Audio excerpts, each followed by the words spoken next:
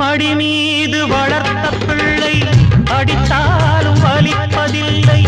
அதுபோல நானும் உந்தன் சொல்லை தாங்கினேன். எவன் மீதும் வருத்தமில்லை, அவன் மீதும் வருத்தமில்லை. விதி என்று நானும் இங்கு என்னை தேற்றினேன். மடி மீது வளர்த்த பிள்ளை அடித்தாலும் வலிப்பதில்லை. அதுபோல நானும் உந்தன் சொல்லை தாங்கினேன். எவன் மீதும் வருத்தமில்லை, அவன் மீதும் வருத்தமில்லை. விதி என்று நானும் இங்கு என்னை தேற்றினேன்.